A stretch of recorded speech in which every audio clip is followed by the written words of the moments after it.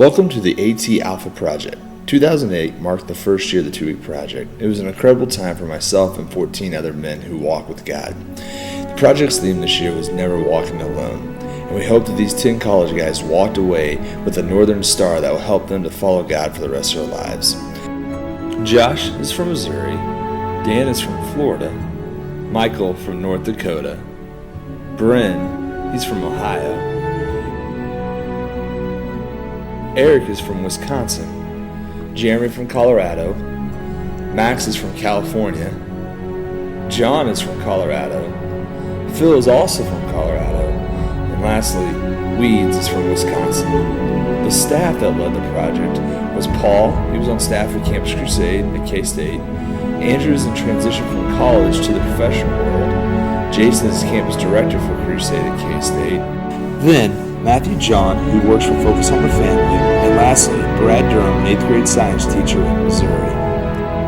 Our mission of the Alaska Transformation is to set young men on a lifelong path of walking with God and spiritual leadership. With that, we define a path of biblical manhood as reject passivity, accept responsibility, lead courageously, and expect God's greater reward. The journey began with the Dan Moeller camping trip. We hiked 3 miles up a mountain on Douglas Island, which overlooked Juneau. This trip was filled with a night of collapsing a tree for firewood, cooking over an open flame, and body surfing down the side of a mountain. But most importantly, a night where every man shared his heart, the good, and the bad of our lives with our action groups. At the conclusion of the Dan Moeller camping trip, we took some time to let the guys get a good taste of what Alaska was all about. We took them chum salmon fishing and dudgey crabbing. It was a blast. From there, our next trail led us to teaching the guys on how to share their faith. From there, we went on our action group campout. My group had the privilege of going to Portland Island, a 20-minute boat ride from Juneau. We cooked over the open flame and then spent part of the evening discussing the book Pursuit of God by A.W. Tozer. Upon our return from the action group campout, we embarked on the Divine Appointment Day. Our intent was for the guys to create ministry opportunities in the middle of a city where they had no resources or transportation. The idea of serving through love and building relationships with new people in Juneau was training for our native village trip. 9 of us set out for Cake, Alaska for one mission: to connect with the natives and produce friendships.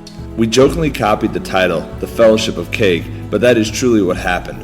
The first group arrived and was shuttled directly to the town's community center where they got to experience native dancing. Scott was our contact from the Salvation Army Church. He was pretty cool once we got to know him. Then, on July 4th, we began our quest by joining the natives in their festivities to celebrate America's independence that began with a 5-mile run. We spent the day on the streets building relationships, eating watermelon, and drinking pop. Our hope was to invite people to the 3-on-3 tournament that we put on in Cake on July 5th. We wanted to do something that the entire community would feel welcomed in. Our goal was to go there, build relationships so future AT projects can return to share the gospel message. We did indeed do that. We had 60 people turn out for the 3-on-3 tournament and friendships were made. Lastly though, we did join in the final competition on July 4th with the polar plunge. That was a cold moment in our lives. The single most impactful aspect of the week for myself and others was our visit to the glacier. We succeeded in giving an eternal perspective of how short our lives truly are and how short of a time we have to make an impact for the gospel. Jason challenged our group to consider the amount of ice that we thought would melt by the time we would die, then to look beyond that point and to see how much ice would still be there. We finished our trip at Sawmill Creek where we expected to do a lot of pink salmon fishing and see a lot of brown bear. We didn't see any of the brown bear that we had hoped, but we did have our fill of pink salmon and dudgey crabs. After feasting on the crab and the salmon, we spent the rest of the time discussing the 5th and probably the most important aspect of the Authentic Manhood series: how to apply these 4 principles on a daily basis. We concluded our trip by commissioning the men to live out the 4 principles that we have presented to them. It was a powerful time.